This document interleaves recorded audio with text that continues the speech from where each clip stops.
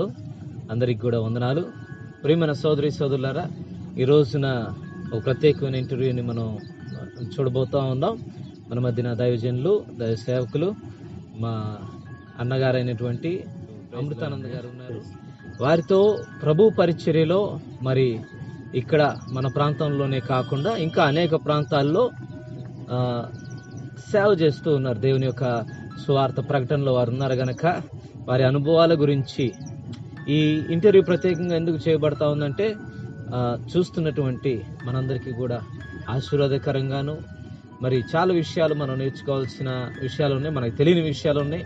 వారి యొక్క మరి పరిచర్యలో దేవుడు వారిని ఎలా నడిపిస్తున్నారు అటువంటి కొన్ని సంగతుల గురించి మనం తెలుసుకుందాం. సో ఇంటర్వ్యూ స్టార్ట్ చేసుకుందాం. ప్రైజ్ ది లార్డ్ అన్నయ్య. మొదటగా మీ బాల్య దినాల గురించి, మరి ఫ్యామిలీ అంటే మరి మీ ఇద్దరం ఒకటే ఫ్యామిలీ కాబట్టి అయినప్పటికీ కూడా చూసేవారికి తెలియదు కాబట్టి సో ఫ్యామిలీ గురించి చిన్నప్పుడు విషయాల గురించి కొన్నిటిని చెప్పండి.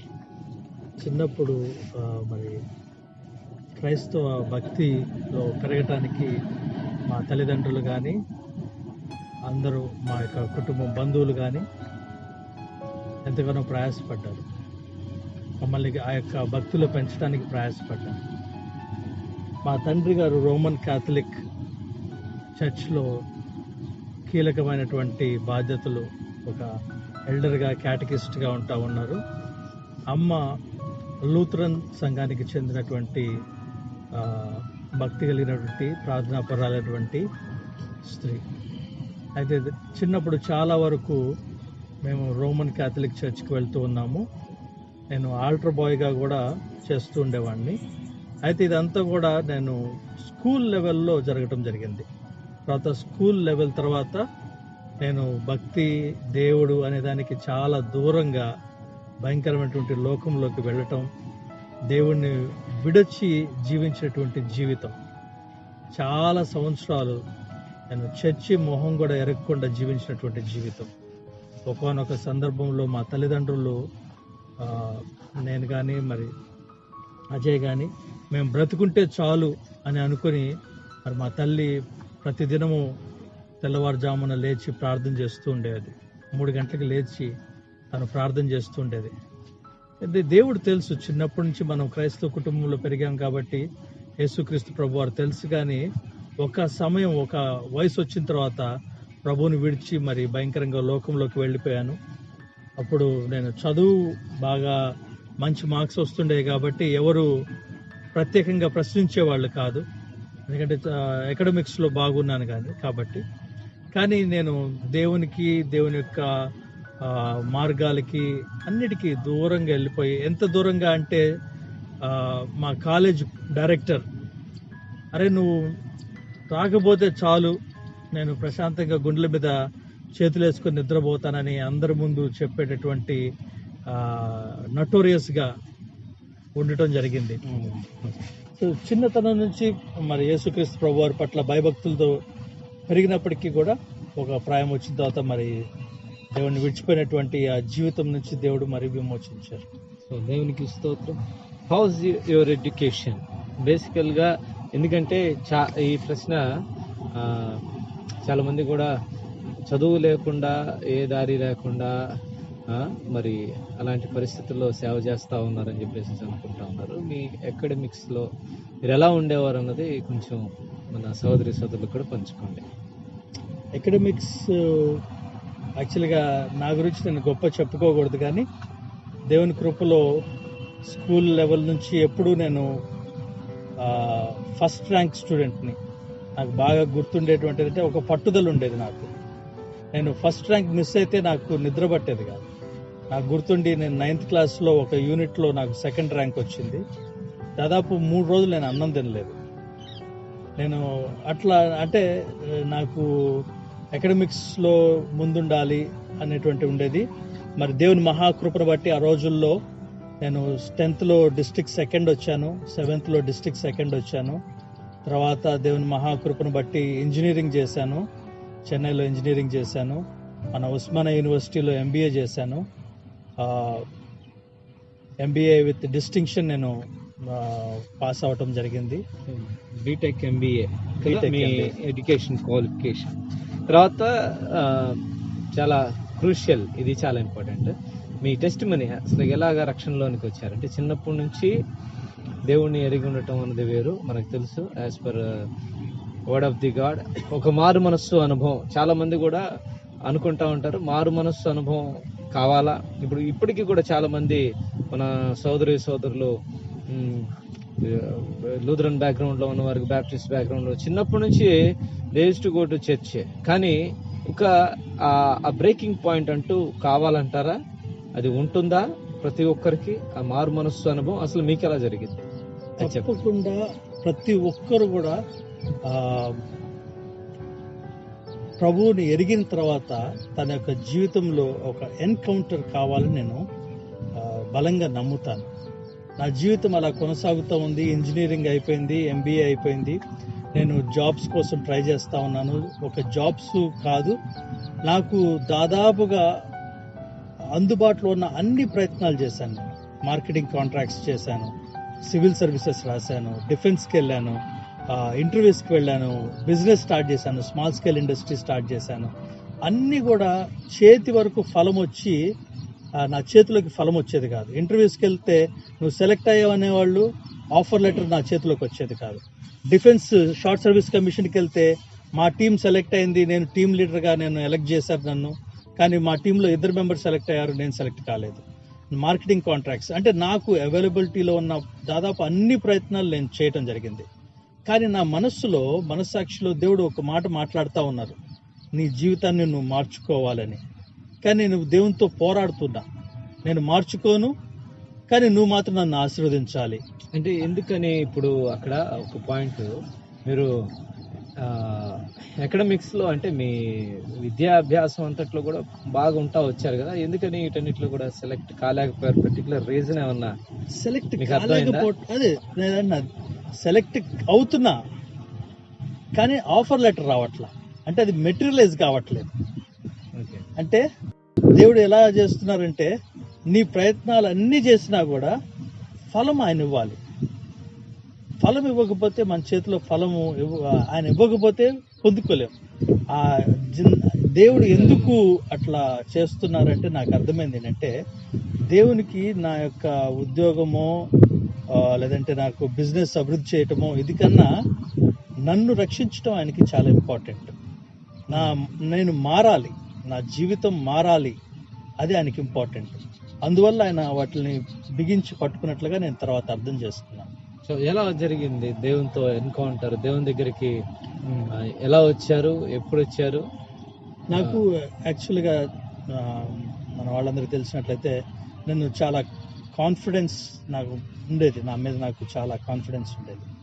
నేను ఏమైనా సాధించగలను, ఏదైనా చేయగలను అనే కాన్ఫిడెన్స్ ఉండేది. అయితే ఈ అకాడమిక్స్ తర్వాత దాదాపు 8 సంవత్సరాలు అన్ని ప్రయత్నాలు ఫెయిల్ అయిపోయినాయి. నేను చేసిన ప్రయత్నాలన్నీ ఫెయిల్ అయిపోయినాయి. అప్పుడు నేను బెంగళూరు వెళ్ళాను. బెంగళూరు ఒక 600 రూపాయలు నా జేబులో ఉన్నాయి.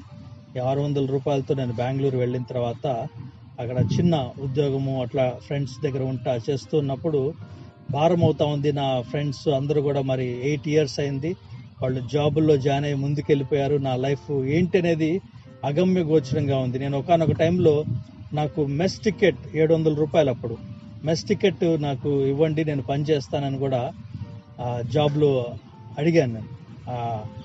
ఆయన అది కూడా ఇవ్వలేదు. అయితే ఒకరోజు నేను బెంగళూరులో మడివాల మార్కెట్లో నాకు హృదయం భారంగా అవుతా ఉంది. నేను ప్రభువుని ప్రశ్నిస్తూ ఉన్నాను, ప్రభా నువ్వు ఎందుకు, ఎంతగా నేను అడుగుతున్నాను, నువ్వు ఎందుకు చేయట్లేదు అనేసి.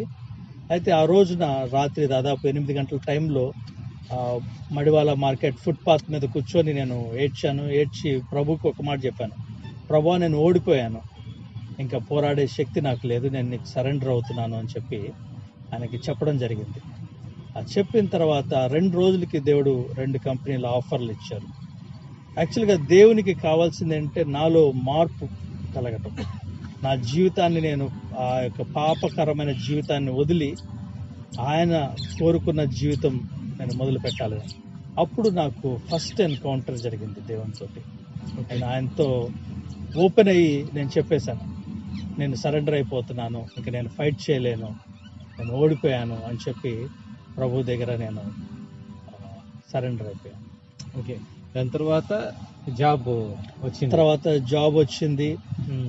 అయితే జాబ్ వచ్చిన తర్వాత కూడా నాకు ఒక తలంపు, అందరితో మాట్లాడుతుండేవాడిని, డబ్బు పోతే సంపాదించుకోవచ్చు, హెల్త్ పోతే సంపాదించుకోవచ్చు, కానీ టైం పోతే ఎలా సంపాదించుకుంటాం, హూ కెన్ బై టైం అనేది నేను మాట్లాడుతూ ఉండేవాడిని, నా మనసులో అనుకుంటూ ఉండేవాడిని. నా స్నేహితులు మొదలు పెట్టారు, వాళ్ళు ఎక్కడికో వెళ్ళారు, నేను ఇప్పుడు లైఫ్ మొదలు పెట్టాను అనేసి.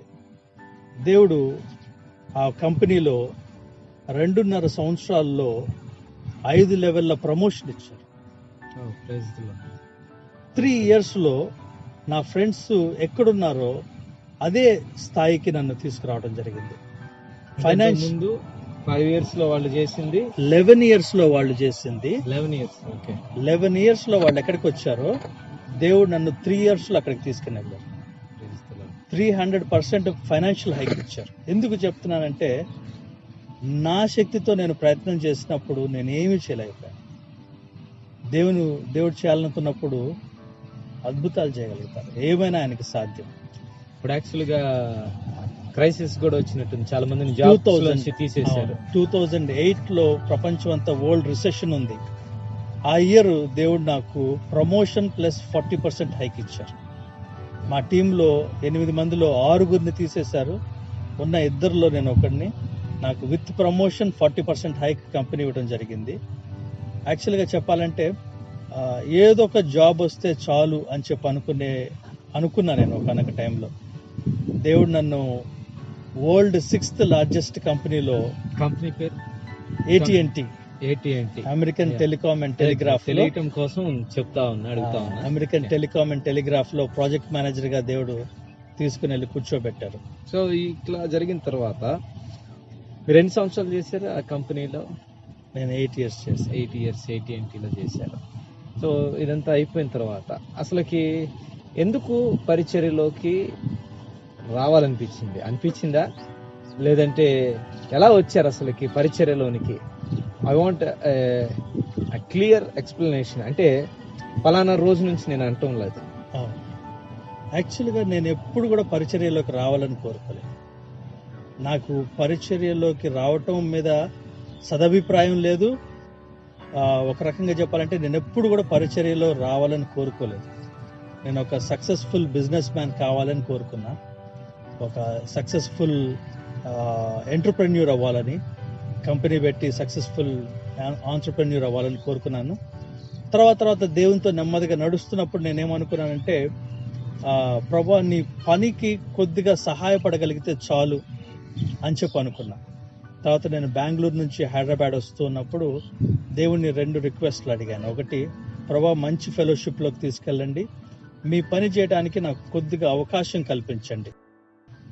నేను పరిచర్య చేయాలనో లేదంటే అది నాకు మైండ్లో కూడా లేనిది. అయితే ఓకే, దేవుడు పరిచర్య చేస్తున్న వాళ్ళకి నేనేమన్నా సహాయకారిగా ఉందాము అనేటువంటి ఒక ఆలోచన కలిగింది. కానీ ట్రూగా అయితే నాకు పరిచర్యలోకి రావాలని. ఎలా వచ్చారు పరిచర్యలోనికి?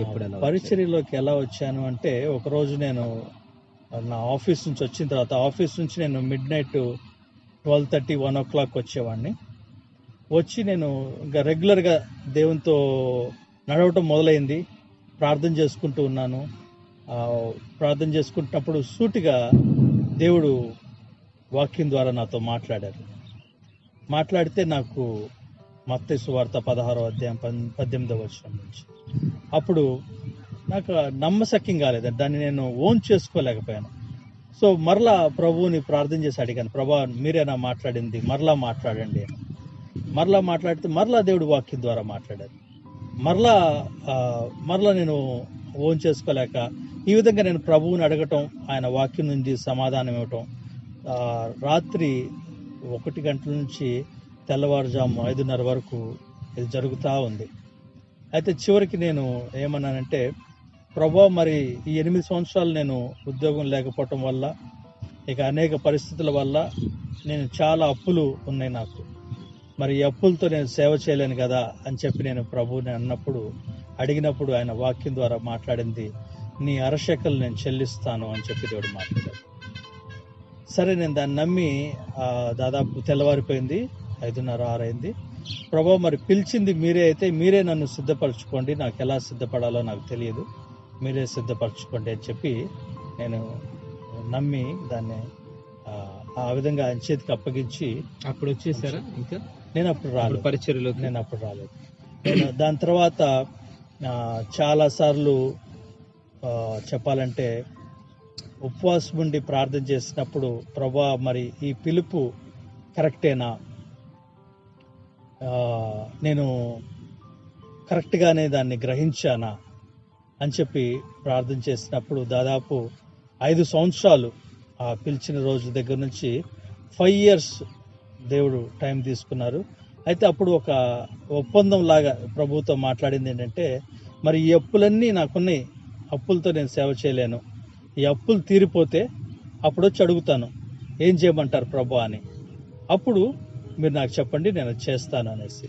ఒక చిన్న మాట, మీరు పిలుపు అని చెప్పేసి చెప్తా ఉన్నారు కదా, చాలా మందికి మరి సేవ పరిచర్యలోనికి రావాలనుకున్న వారికి సందేహం ఉండొచ్చు. పర్టికులర్గా పిలుపు కావాలా? ఒక విశ్వాసి రక్షణ పొంది మరి దేవుని సేవ చేయటానికి తనంతట తానుగా వెళ్ళొచ్చా, లేదంటే పిలుపు ఏమన్నా పర్టికులర్గా ఉంటుందా? అది ఎలాంటి విధానాల్లో ఉండొచ్చు? దేవుని నుంచి పిలుపు మనం ఎలా? యాక్చువల్గా నాకు అర్థమైన దాని ప్రకారం మనమందరం కూడా పిలువబడ్డాం, అయితే డిఫరెంట్ కెపాసిటీస్లో పిలువబడ్డాం.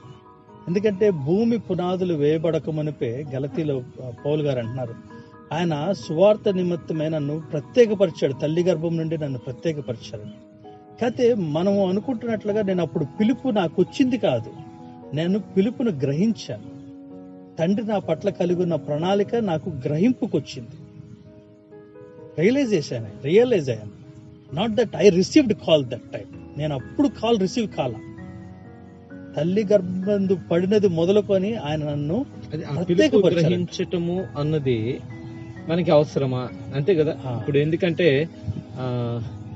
తప్పకుండా, అంటే దేవుని యొక్క మహా జ్ఞానమును బట్టి ఆయన పనిచేస్తున్నారు. కొన్నిసార్లు మనం గ్రహింపు కలుగుతున్నాం, కొంతమంది గ్రహింపు లేకపోయినా బైబిల్లో ఒక మాట ఉంది, ఇచ్చయించుటకు కార్యసిద్ధి కలుగుజేవాడు ఆయనే అని. కొంతమందికి నాకు దేవుడు మేలు చేశాడు, నేను ఆయనకి పని చేస్తాను అని చెప్పి అనుకొని వస్తున్నారు. కానీ ఏది చేసినా కూడా దేవుని యొక్క విధానంలో, దేవుని రాజ్యం నిమిత్తం, దేవుని యొక్క విధానంలో, దేవుని మార్గాలలోనే చేయవలసినటువంటి ఆవశ్యకత. అంటే intention is very important, motive is important, నేను ఎందుకు చేయాలనుకుంటున్నాను అనేది ఇంపార్టెంట్. అంటే దేవుని యొక్క ఖచ్చితంగా ఇప్పుడు మనకి బైబిల్లో చూసుకుంటే ఎలా అయినా కానీ గ్రహింపు కలిగి దేవుని యొక్క రాజ్యం కట్టడం నిమిత్తం మాత్రమే సమర్పించుకునేటటువంటి సమర్పణ కావాలి. అవును, ఎందుకంటే నేను ఒక చిన్న మాట, మన బైబిల్ గ్రంథంలో చూసినప్పుడు కొంతమంది ప్రవక్తల ద్వారా అభిషేకించబడి పిలువబడ్డారు, కొంతమంది డైరెక్ట్ గా దేవుడు పిలిచారు, కొంతమంది తాము దేవుని యొక్క సేవ చేయాలి అని చెప్పి కోరిక కలగటం వల్ల వాళ్ళు వచ్చారు. ఏది ఏమైనప్పటికీ కూడా దేవుడు ప్రతి ఒక్కరిని ఎరిగినవాడు కనుక, వారి యొక్క ప్రణాళికలు కలిగిన వాడు, వాళ్ళ పట్ల ప్రణాళిక కలిగిన వాడు కనుక motives are very important. So 5 సంవత్సరాల తర్వాత ఇంకా దేవుడు మహాకృపను బట్టి అప్పులన్నీ తీర్చడానికి అవకాశం ఇచ్చారు. సో నేను తర్వాత దేవుడిని అడిగాను, ప్రభా మరి ఏంటి పరిస్థితి అని చెప్పి అన్నప్పుడు దేవుడు మాట్లాడుతున్నారు. నేను ఇంకా సమయం వచ్చిందని నాకు అనిపించింది, మాట్లాడుతూ ఉన్నారు. 2 Chronicles 29:11 ద్వారా దేవుడు మాట్లాడారు. ఏమనంటే, మీరు అశ్రద్ధ చేయకండి, డోంట్ బీ నెగ్లిజెంట్ నౌ అని చెప్పి దేవుడు మాట్లాడినప్పుడు మరి ఆ యొక్క జాబ్కి రిజైన్ చేయడానికి దేవుడు కృపనిచ్చారు. దాంతో మరి నేను జాబ్ రిజైన్ చేశాను. రిజైన్ చేసిన తర్వాత ఇక దేవుని పరిచర్యలోకి రావడం. సో జాబ్ రిజైన్ చేయటం అన్న దగ్గర ఒక చిన్న క్లారిటీ కూడా, ఇంతకుముందు నేను దైవజన్తో ఇంటర్వ్యూ చేసినప్పుడు శ్రీధర్ అన్నతో కూడా ఈ మాట అడిగాను. ఓకే, ఒక్కొక్కళ్ళు ఒక్కొక్క రకమైన ఎక్స్పీరియన్సెస్ కూడా వెళ్తూ ఉంటారు కాబట్టి మిమ్మల్ని కూడా ఆ ప్రశ్న అడుగుతా ఉన్నాను. జాబ్ చేస్తూ మరి సేవ చేయొచ్చా, సేవ పిలుపులోనికి వచ్చిన తర్వాత అసలు ఎందుకు జాబ్ చేసుకుంటే చక్కగా సేవ చేయొచ్చు కదా, మీరు ఎందుకు రిజైన్ చేయాల్సినంత అవసరం ఏమొచ్చింది? మంచి పొజిషన్ లో ఉన్నారు కదా. యాక్చువల్గా నేనున్నటువంటి జాబ్ ప్రకారంగా చూసుకుంటే నాకు చాలా ఫ్రీడమ్ ఉంది. అంటే నా ఇమ్మీడియట్ ఆఫీసర్ లేదంటే ఇమ్మీడియట్ బాస్ యూఎస్లో ఉంటారు. ఆ, నాకు అన్ని రకాలైనటువంటి ఫెసిలిటీస్ ఉన్నాయి. ఆ, నేను వర్క్ ఫ్రమ్ హోమ్ నుంచి కానీ ఏదైనా అంటే ఒక వ్యక్తి తను జాబ్ చేస్తూ కూడా సేవ చేయడానికి అన్ని రకాల ఫెసిలిటీస్ ఉన్నటువంటి జాబ్ నాది. అయినప్పటికీ కూడా మరి జాబ్ రిజైన్ చేయాల్సి వచ్చినప్పుడు కొంతమంది నాకు ఇదే అడిగారు, ఎందుకు జాబ్ చేస్తా రిజైన్ చేయకూడదా అన్నప్పుడు నేను ప్రభువుని అడిగాను. ప్రార్థన చేసినప్పుడు దేవుడు మాట్లాడింది నేను నమ్ముతుందంటే, నీకు అప్పగించబడిన పనికి ఇది కుదరదు అనేసి. మొట్టమొదటిగా అంటే ఏంటి అన్నప్పుడు, నాకు దేవుడి ప్రణాళికలో ఉన్నటువంటి ఆ పనికి ఈ రెండు మేనేజ్ చేయటం, జాబ్ చేస్తూ చేయటం కష్టం అనిపించింది కాబట్టి రిజైన్ చేశారు. కష్టమని దేవుడు మాట్లాడినట్లుగా నాకు అర్థమయ్యి, సో ఇన్ జనరల్గా చూస్తే మనం వాక్యం నుంచి తీసుకుంటూ ఉంటాం, ప్రతి ఒక్కరి యొక్క ఇండివిజువల్ కాల్ని బట్టి దేవుడు వాళ్ళకున్న ప్రణాళికను బట్టి, ఇప్పుడు అన్ని ఒక ఘాటున కట్టేయలేం మనం. So case to case basis కాబట్టి డిఫరెంట్ కాల్స్ ని బట్టి వాళ్ళకి ఇవ్వబడినటువంటి. ఏమనుకుంటున్నారు మీ కాల్ ఇప్పుడు వరకు మీరు గ్రహించిన దాన్ని బట్టి? What is your call? What is my call? First time I'm revealing. Okay, అయితే నేను 5 years టైంలో ప్రభా మరి ఏంటి నా పరిస్థితి ఏంటి అన్నప్పుడు మనందరితో మీతో కూడా షేర్ చేసుకున్నాను. అందరితో ఎక్కువ ట్రావెల్ ఉంటుంది అని చెప్పి దేవుడు మాట్లాడుతున్నారు అని చెప్పి, నేను ఎందుకు ఎట్లా అనేది తెలియదు కానీ నాకు దేవుడు మాట్లాడుతూ ఉన్నది ట్రావెల్ ఉంటుంది అని చెప్పి చెప్తూ ఉన్నారు. మనందరితో కూడా నేను పంచుకుంటూ ఉంటున్నాను.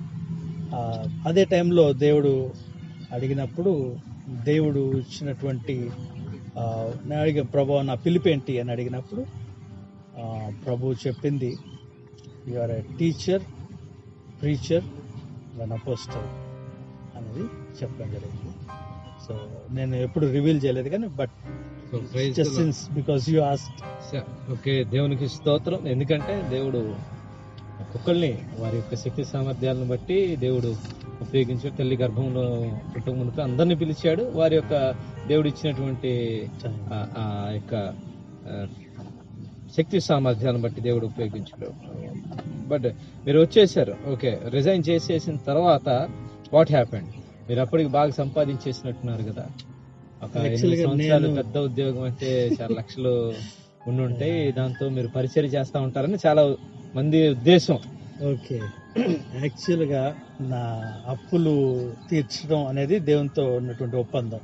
అప్పులు తీరిన తర్వాత నేను మరి ఏం చేయాలని అడిగితే అప్పుడు వస్తానని చెప్పేసి, అప్పులు తీరిని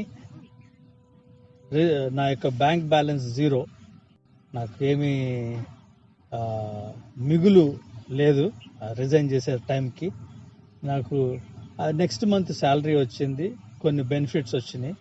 ఆ బెనిఫిట్స్ అన్నీ కూడా నేను 1 yearలో ఖర్చు పెట్టేసేసాను. సో దేవుని ఎందుకు ఖర్చు అయిపోయినాయి అని చెప్పి నేను అనుకున్నప్పుడు దేవుడు ఒక మాట నాతో అన్నట్లుగా నేను నమ్ముతున్నాను. ఏంటంటే, నేనే నీకు ఆధారంగా ఉండాలి కానీ అవేవి ఆధారంగా ఉండకూడదని. సో అందరి బట్టి దేవునికి కృతజ్ఞతలు చెల్లించాను. Praise God. సో 0 balance తో వచ్చారు. 0 balance తోనే వచ్చాను. సో చాలా మంది అనుకుంటున్నట్లుగా డబ్బులతో పరిచర్య జరగదు. కొన్ని విషయాలు మనం, చాలా ముఖ్యమైన విషయాలు మనం వినబోతా ఉన్నాం.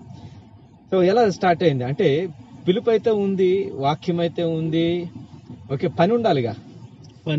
పని ఎట్లా వచ్చింది? మరి పనివాడికి పిలిచినప్పుడు పని రావాలిగా. అయితే ఒకరోజు ప్రార్థన చేస్తున్నప్పుడు దేవుడు ఒక వాక్యం ద్వారా నాతో మాట్లాడటం జరిగింది. Psalms 2:8, ask of me for surely I will give you nations as inheritance అని, అడుగుము జనములను నీకు స్వాస్థ్యంగా ఇస్తానని. సరే, నాకు మనసులో ఒక ప్రేరేపణ, నువ్వు దాన్ని డైరీలో రాయి. నాకు డైరీ రాసే అలవాటు ఉంది. దేవుడు మాట్లాడినవి అప్పుడప్పుడు అన్నీ కూడా డైరీ రాసే అలవాటు ఉంది. దాంట్లో రాయమని చెప్పి దేవుడు మాట్లాడినప్పుడు సరే రాసి నేను దాన్ని ఓన్ చేసుకోవడానికి నాకు తగిన శక్తి సరిపోలేదు, అంటే విశ్వాసం సరిపోలేదు. సరే నేను నాకు తెలిసిన సేవకులందరికీ, మీకు శ్రీధరానికి అందరికీ కూడా టెక్స్ట్ మెసేజ్ పెట్టాను. ఏమనంటే మీ మనసులో వచ్చిన ఫస్ట్ వర్స్ నాకు షేర్ చేయండి అని చెప్పి నేను ఏదైనా వాక్యం ఒక వాక్యాన్ని నాకు షేర్ చేయండి అని చెప్పి టెక్స్ట్ మెసేజ్ పెట్టాను. టెక్స్ట్ మెసేజ్ పెట్టిన వెంటనే 15 minutesలో శ్రీధరానంద నుంచి నాకు మెసేజ్ వచ్చింది, సామ్స్ 2:8. దానికి ముందు దేవునితో నాకున్న ఒక కండిషన్ ఏంటంటే, ప్రభువా నాకు మినిస్ట్రీ గురించే మీరు మాట్లాడాలి, ఎవరి నుంచైనా. ఎందుకంటే సాధారణంగా మనం వర్స్ పెడితే చాలా ప్రామిస్లు ఏదో ఒకటి పంపించవచ్చు. బట్ మై కండిషన్, నేను దేవునితో పెట్టుకున్నటువంటి ఒక కండిషన్ ఏంటంటే మినిస్ట్రీ గురించే మాట్లాడాలి, నా మినిస్ట్రీ గురించి మీరు మాట్లాడాలి. సో వెంటనే అన్న దగ్గర నుంచి సామ్స్ 2:8 అని వచ్చినప్పుడు ఇది దేవుని కార్యము, ఆత్మ కార్యం అని చెప్పి నేను పూర్తిగా మినిస్ట్రీ గురించి అడిగితే ఇంకా ఎగ్జాక్ట్ గా దేవుడు ఏదైతే మీతో మాట్లాడారో అదే వాక్యాన్ని పంపించినప్పుడు దాన్ని బలంగా పట్టుకోవడం జరిగింది.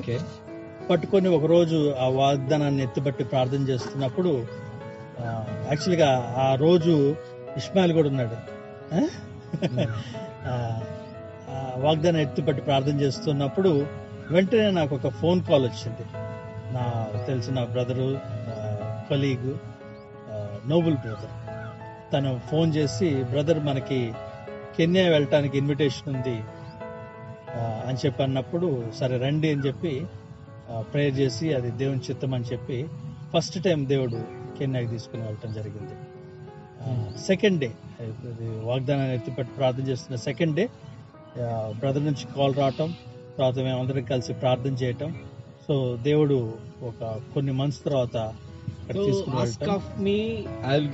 నేషన్స్ అని, అంటే ఇప్పుడు ఈ వాక్యం చాలా మంది కూడా వింటా ఉంటారు, ప్రార్థన చేస్తూ ఉంటారు. Is it really possible? అంటే ఒకసారి కెన్యాకి పిలిచేశారని చెప్పేసి నేషన్స్ గురించి దేవుడు మాట్లాడారు అని అనుకోవచ్చా? ఒకవేళ మీ పరిచర్య, యాక్చువల్గా నేను తర్వాత చాలా విషయాలు అడగాల్సింది ఉంది, కానీ ఇప్పుడు ఎన్ని యాత్రలు చేశారు? దేవుని యొక్క వాక్యము వాస్తవం, అంటే ఖచ్చితం. బైబిల్ గ్రంథంలో ఏమనుంది, ఆకాశము భూమి గతించిపోవను కానీ నా మాటలు నెరవేరకుండా తప్పిపోవని దేవుడు మాట్లాడారు. మనము నమ్మటంలో బలహీనులుగా ఉంటాం కానీ దేవుడు చేయటంలో బలహీనుడు కాదు. అయితే కెన్యా నుంచి తిరిగి వచ్చిన తర్వాత నాకు వెంటనే ప్రశ్న, ఓకే ఇది జరిగింది, మరి నెక్స్ట్ ఏంటి అన్నప్పుడు దేవుడు నేపాల్ అని మాట్లాడారు. ఒక పెద్ద వాల్ మీద వరల్డ్ మ్యాప్ ఉండేది, నేపాల్ అని చెప్పి దేవుడు మాట్లాడినప్పుడు, సరే ప్రభువా, నేను అందరికీ చెప్పాను నేను నేపాల్ వెళ్ళబోతున్నాను.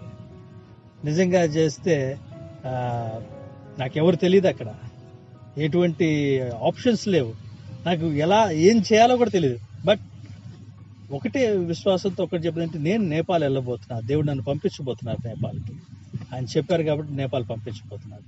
సో ఆశ్చర్యకరంగా దేవుడు ఇంకొక దైవ సేవకులు బ్రదర్ జాన్ గారిని పరిచయం చేయటం, ఆ తర్వాత ఆయన నేను కలిసి నేపాల్కి వెళ్ళటం, అట్లా ఆ తర్వాత అక్కడ నేపాల్ నుంచి దేవుడు మరలా భూటాన్కి తీసుకుని వెళ్ళటం, అట్లా దేవుని కృపలో. So what is your first experience? Kenya ఎట్లా వెళ్ళారు? కెన్యా, సో అంటే ఒక దేశం నుంచి మరొక దేశానికి వెళ్ళాలంటే గనక యు నీడ్ ఫైనాన్షియల్ ఎయిడ్ కూడా కావాలి కదా. ఫైనాన్షియల్ ఎయిడ్ కావచ్చు, ప్రిపరేషన్స్ కావచ్చు, పాస్పోర్ట్స్ కావచ్చు. సో కొన్ని విషయాలు చెప్పండి కెన్యా యాత్ర గురించి. Kenya because that is the first. యాక్చువల్గా నేను చదువుకుంటున్నప్పుడు చేస్తున్న నా జాబ్ కోసం చేస్తున్న ప్రయత్నాలన్నింటిలో నేను యూఎస్కి, ఆస్ట్రేలియాకి కూడా ట్రై చేశాను. సో అవి ఫెయిల్ అయిపోయినాయి. నా పాస్పోర్ట్ను కూడా నేను రెన్యువల్ చేయించలేదు, ఇక నేను వెళ్ళేది లేదని చెప్పి రెన్యువల్ కూడా చేయించలేదు. తర్వాత పాస్పోర్ట్ రెన్యువల్ చేయించుకున్న తర్వాత ఆ రెన్యువల్ది నేను ఒక చిన్న సాక్ష్యం షేర్ చేసుకున్నాను. పాస్పోర్ట్ రెన్యువల్కి చాలా ప్రయాసపడాల్సి వచ్చింది. కొంతమంది అన్నారు వాళ్ళకి కొంత అమౌంట్ బ్రైబ్ చేస్తే మీరు తొందరగా అయిపోతుంది కదా. నేను దేవుని యొక్క కార్యానికి వెళ్తూ ఉన్నాను. దానికోసం బ్రైబ్ చేయటం నాకు ఇష్టం కలగలేదు. కాబట్టి నేను లేదు అట్లా చేయనన్నా. దానికోసం నేను కేవలం నా పాస్పోర్ట్ వెరిఫికేషన్ కోసం 6 times నేను ఆఫీస్కి వెళ్ళటం జరిగింది. చివరికి ఆ ఆఫీసరు ఆశ్చర్యపోయింది. ఎందుకంటే మీరు ఎన్నిసార్లు వస్తున్నారు, చాలా సులువుగా అయిపోతాయి కదా అందరికీ వెరిఫికేషన్, మీకు ఎందుకు అంటే నాకు తెలుసు అది ఎందుకు అనేది. పర్లేదు మేడం, నేను వాళ్ళు ఎక్స్పెక్టేషన్ చేసింది నేను వాళ్ళకి ఇవ్వలేకపోయానని. అయితే కెన్యా వెళ్ళటానికి ఆ సమయంలో ఈ విధంగా పాస్పోర్టు ఇవన్నీ ఒకటోదానికి ఒకటి ఏర్పాటు అయిన తర్వాత నా దగ్గర యాక్చువల్గా అప్పుడు కొంత అమౌంట్ ఉంది, నా దగ్గర ఫైనాన్షియల్గా ఉంది. అయితే నా మనసులో ఒక ఆలోచన వచ్చింది, మరి నా డబ్బులతో వెళ్తే మీ పని చేసింది ఏంటి ప్రభా అని చెప్పి నాకు మనసులో ఒక ఆలోచన వచ్చింది. నా డబ్బులు పెట్టుకుని వెళ్తాను, ప్రాబ్లం లేదు. షూరిటీ కూడా కావాలిగా, దేవుడే పంపిస్తున్నారు, దేవుడే నా నన్ను డబ్బులు పిలిచారు. పెట్టుకుని వెళ్తే ఇక దాంట్లో గొప్పే ఉంది అని చెప్పి అనుకొని నేను ఒక ప్రార్థన చేశాను. ఏమనంటే, ప్రభువా కనీసం నాకు ట్రావెల్ ఎక్స్పెన్సెస్ ఇవ్వండి అని చెప్పి ప్రార్థన చేశాను. కరెక్ట్గా నేను వెళ్ళే దానికి కొద్ది రోజుల ముందు దేవుడు నా ట్రావెల్ ఎక్స్పెన్సెస్ ప్లస్ ఒక 700 రూపీస్ ఏర్పాటు చేశాడు. నా అమౌంట్ కాదు, సో దేవుడు ఇచ్చినట్టు దేవుడు ఎయిడ్ అది. సో అప్పుడు నాకు అర్థమైంది, సిగ్గుపడ్డాను. నేను దేవుడిని చాలా తక్కువగా ఎస్టిమేట్ చేశాను. ఆయన 700 ఇవ్వటంలో కారణం కూడా ఏంటంటే, నేను ఇంతకంటే ఎక్కువ ఇవ్వగలను, నువ్వు ట్రావెల్ ఫేర్ అడిగావు, ట్రావెల్ ఫేర్ ప్లస్ 700. సో నాకు సిగ్గు కలిగి నేను ప్రభా క్షమాపణ అడిగాను, ప్రభా మిమ్మల్ని ఈ విధంగా నేను సిగ్గుపరచను అనేసి. ఓకే, ఆ జర్నీ ఆ టైంలోనే కదా కొంత మిషనరీకి ఎంత ప్రోత్సాహం ఉందో ఫస్ట్ మీకు అర్థమైన విషయం. మన దేశం నుంచి కావచ్చు, చర్చి నుంచి కావచ్చు, ఎంత ప్రోత్సాహం చర్చెస్ ఇస్తున్నాయి. మిషనరీస్ యాక్చువల్గా నిజంగా ఆ ఇన్సిడెంట్ చెప్పు. చాలా చాలా ప్రాముఖ్యమైన విషయం. ఆ టైంలో మేము అనేక మంది చర్చెస్ని వారిని కలవ, ఒక విజన్ షేరింగ్ మీటింగ్ కండక్ట్ చేయటము చేసినప్పుడు అందరూ చక్కగా రెస్పాండ్ అయ్యారు. ప్రైజ్ లార్డ్ బ్రదర్, వెళ్ళండి, మీరు ధైర్యంగా వెళ్ళండి, బలమైన ప్రసంగాలు ఇచ్చారు. సరే, బలమైన ప్రసంగాలు ఇచ్చారు, తర్వాత చెయ్యి వెళ్ళిపోయారు. అంటే నేను బాధేం కాదు, అట్లా కాదు, కానీ కొన్నిసార్లు ప్రభు పనిలో మన బాధ్యత, అది సంఘాల యొక్క బాధ్యత. బైబిల్ గ్రంథంలో రాయబడి ఉంది, పంపించిన ఎడలా వాళ్ళు ఎలా వెళ్తారు అనేసి. How can they go? It is a collective responsibility. ఇది అందరి యొక్క రెస్పాన్సిబిలిటీ కలెక్టివ్గా. ఇది నా తండ్రి ఇల్లు, నా తండ్రి ఇంట్లో నేను బూజు దులుపుతానా, లేదంటే ఫ్లోర్ కడుగుతానా, లేదా బట్టలు ఉతుకుతానా? నేను ఇప్పుడు బట్టలు ఉతికేవాడినే కాబట్టి ఇక్కడ పడినటువంటి దీన్ని నేను తీయను అంటే అంటున్నప్పుడు నా నమ్మదగిన నమ్మకత్వంలోకి ఎదగలేనటువంటి పరిస్థితి. సో సంఘాలు, చర్చెస్ కూడా అనేక మంది యొక్క త్యాగాల ఫలితంగానే ఈ రోజున మన దేశంలో మనం సువార్త వినగలిగాం, మన పూర్వీకులు వినగలిగారు. ఈ రోజున మనం దేవుడు అని చెప్పి బైబిల్ పట్టుకొని తిరగలుగుతున్నాం. దాని వెనకాల చాలా మంది యొక్క లైఫ్ సాక్రిఫైస్ ఉంది. నేను ప్రగాఢంగా నమ్మేది, దేవుని రాజ్యం నుంచి భారతదేశం చాలా తీసుకుంది, ఇప్పుడు ఇవ్వవలసినటువంటి సమయం. ఎందుకంటే సంఘాలు బలపరచబడ్డాయి, విస్తరించాయి, భారతదేశంలో కూడా తగినంత మంది క్రైస్తవులు తయారయ్యారు. కాబట్టి జస్ట్ లైక్ ఆర్మీ, మన బార్డర్లో ఆర్మీ ఎలాగ పనిచేస్తూ ఉంటారో, సైనికులు ఎలా పనిచేస్తూ ఉంటారో, దేశమంతటిని కాపాడటానికి జస్ట్ మన సువార్థికులు కావచ్చు, మిషనరీస్ కావచ్చు, వారికున్న సమస్తాన్ని త్యాగం చేసి అన్నిటిని వదిలిపెట్టి చాలా ప్రమాదకరమైనటువంటి పరిస్థితుల్లోనికి వాళ్ళు వెళ్ళి ప్రభు యొక్క రాజ్యాన్ని కట్టడానికి వారు ప్రయాసపడతా ఉన్నారు. సో చాలా మంది చాలా తేలిగ్గా అనుకుంటా ఉంటారు, కానీ అది అట్లా కాదండి. మొన్న యాక్చువల్గా మన ఆర్మీ గురించి, మన సోల్జర్స్ వీళ్ళందరూ కూడా చేస్తున్న ఈ చైనా యుద్ధం వీటన్నిటి సందర్భంలో ఒక అతను ఎవరో కామెంట్ చేసినట్లుగా నేను చూశాను. అదేంటంటే, వాళ్ళకి శాలరీస్ చాలా ఇస్తా ఉన్నారు కదా, అక్కడికి వెళ్ళి బోర్డర్లో వెళ్ళి చేయక చస్తారా, అక్కడికి వెళ్ళి యుద్ధాలు చేయక చస్తారా, వాళ్ళు they should go, they should fight అన్నట్టుగా మాట్లాడారు. సో మనకి ఒక నెలకి 50,000 1,00,000 ఇస్తే ఎవడు బోర్డర్లోకి వెళ్ళి చచ్చిపోతాడో ఒకసారి ఆలోచన చేయండి. సో మిషనరీస్, సువార్థికులు ఇక్కడ నుంచి మనం ముందుకు వెళ్దాం. సో కెన్యాలో మీ అనుభవాలు ఏంటి చెప్పండి. కెన్యాలో వెళ్ళేటప్పుడు కొద్దిగా రీసెర్చ్ చేయడం జరిగింది, అక్కడ ఎలా ఉంది క్రిస్టియానిటీ అని చెప్పి రీసెర్చ్ చేయడం జరిగింది. కాకపోతే మనకి కెన్యా చాలామంది మిషనరీస్ వల్ల క్రిస్టియానిటీ అనేది దేశాల్లో మనతో పాటే అక్కడ కూడా నమ్ముకోవటం, వర్ధిల్లటం జరిగింది. కాకపోతే అక్కడ ఉన్నటువంటి కొన్ని పరిస్థితులు ఏంటంటే వాళ్ళ యొక్క వెనకబాటుతనం బట్టి కానీ, వారికి తెలియనటువంటి అమాయక స్థితిని క్యాష్ చేసుకుంటున్న వాళ్ళు ఒకటైతే, భయంకరమైనటువంటి చీకటి శక్తుల యొక్క బంధకాల్లో వాళ్ళు ఉన్నారు. మేము ఒక ప్లేస్కి వెళ్ళినప్పుడు దాని ముందు రోజు కొన్ని డీమన్స్ అటాక్ చేయడం జరిగింది.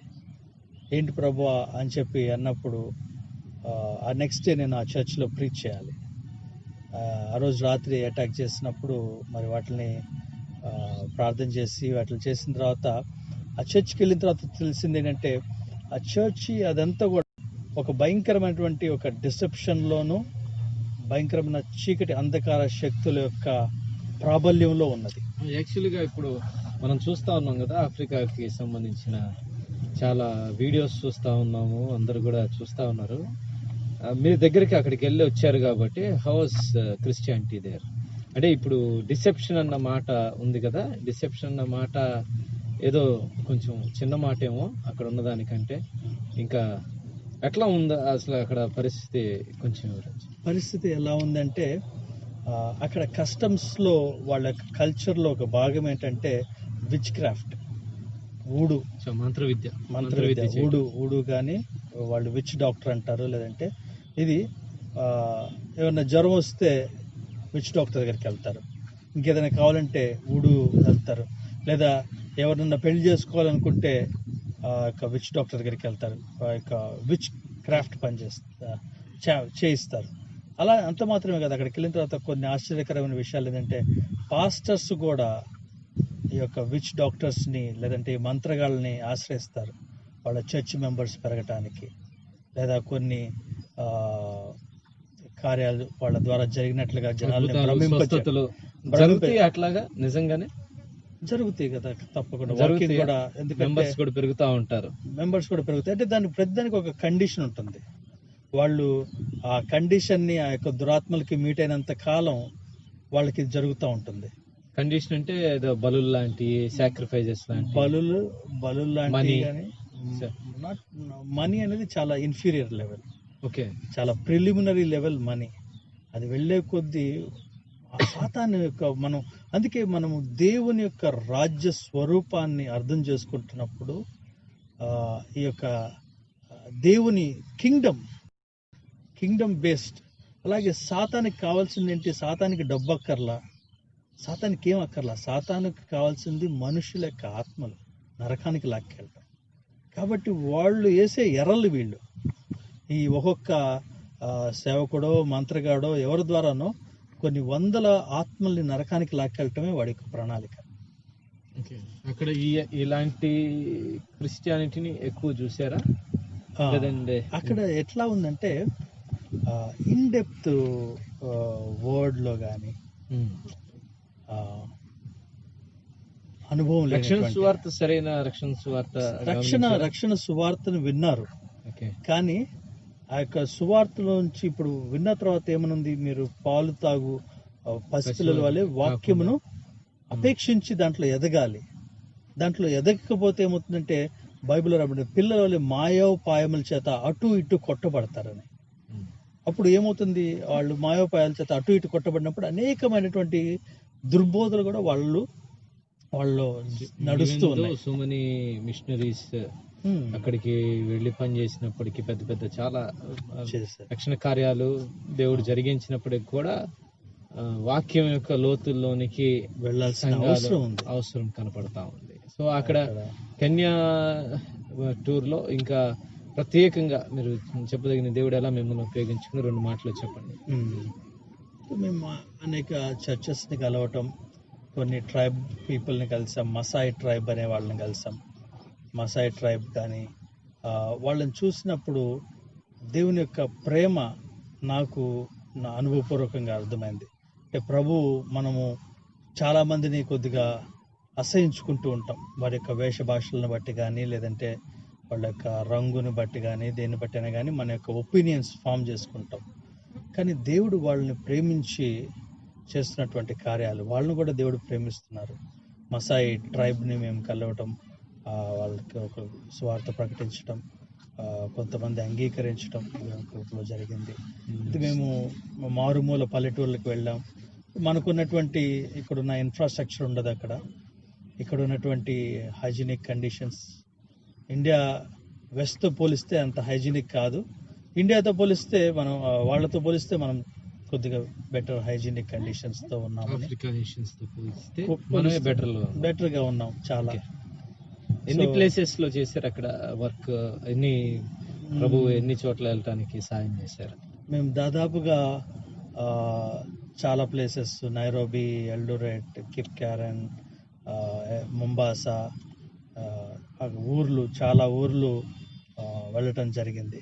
రేడియోలో, టెలివిజన్ లో కూడా అది దేవుని యొక్క కృప. యాక్చువల్గా దానికి వెళ్లే ముందు ఒక ప్రాఫిట్ని ఆయన మామూలుగా ఇట్లా మిషన్ గురించి ప్రార్థన చేస్తున్నప్పుడు ఆయన ప్రార్థన చేసి మీరు టీవీ పరిచర్య చేస్తారని చెప్పి ఆయన చెప్పగానే నేను ఆశ్చర్యపోయాను. నేను ఇప్పుడిప్పుడే దేవుని సేవలోకి వచ్చాను. వెంటనే కొంతమంది అనుకున్నట్లుగా ఎట్లా ఇది సాధ్యమని చెప్పి అనుకున్నాను. కెన్యా వెళ్ళిన వెంటనే దేవుడు అక్కడ టీవీలో ప్రోగ్రామ్ ఇవ్వడానికి, ఇంటర్వ్యూ ఇవ్వడానికి దేవుడు అవకాశం ఇచ్చారు. చాలా వరకు అయితే అక్కడ టీవీలో ప్రసంగించాలన్నా ఏదైనా కానీ డబ్బులు ఇవి ఖర్చు అవుతాయి. ఇది ఫ్యామిలీ టీవీ. అది ఒక్క కెన్యాలో కాదు, ఆఫ్రికా ఖండం మొత్తం వస్తుంది ఆ టీవీ. టీవీలో అక్కడ వాళ్ళకి ఒక తలంపు ఏంటంటే ఇండియాలో క్రైస్తవులు ఉన్నారా అని చెప్పి వాళ్ళు ఆశ్చర్యపోతా ఉన్నారు. అప్పుడు మీరు చెప్పారు కదా, ఫస్ట్ మిషనరీస్ ఇండియా నుంచి వెళ్ళిన ఫస్ట్ మిషనరీస్ మీరు.